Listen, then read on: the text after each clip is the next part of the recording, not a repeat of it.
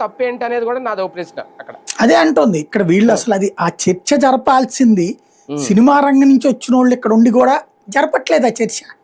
ఇప్పుడు ఈ తనిఖీలు ఇవన్నీ అధికారులను పంపించేస్తున్నారు. మరి ఇదే జగన్ టైంలో కనుక ఇలా నిజంగా అప్పుడు రేట్లు పెంచమన్నప్పుడు జగన్ కూడా ఈ అధికారులందరినీ వెళ్ళి థియేటర్లు తనిఖీలు చేయండి అంటే ఇప్పుడులాగా ప్రశాంతంగా ఉండేదా? అప్పుడు ఎంత బీభత్సం జరిగి ఉండేది? ఆయన చేయలేదు అనుకోండి. టికెట్ల రేట్లని అధికారులతో చెక్ చేయించినందుకే జగన్ మీద కోపం వచ్చింది పవన్కి.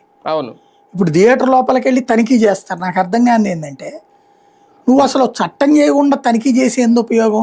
టాయిలెట్ సక్రమంగా ఉందా లేదా, లేకపోతే సరిగ్గా 100 గ్రాములు అంటే 100 గ్రాములు అమ్ముతున్నారా లేదా, ఇది చూడడానికి. అంటే ఫుడ్ క్వాలిటీ ఉందా లేదా, కావాల్సింది ఏంటి?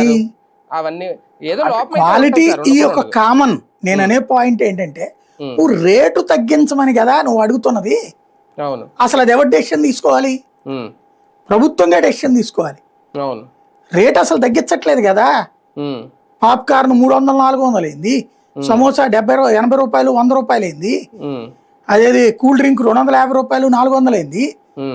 ఇదేం వెర్రితనం అసలు. ఆ వెర్రితనాన్ని కంట్రోల్ చేయకుండా తనిఖీ చేసి ఎంత రేట్ ఉంది అని చెప్పి రాసియడానికి నువ్వు. అంటే ఈ థియేటర్ మీద తనిఖీలతో థియేటర్ యాజమాన్యాలను భయపెట్టట్లేదా? అదే అంటుంది థియేటర్ యాజమాన్యాన్ని. ఏదో ఇప్పుడు జగను తన పవర్ని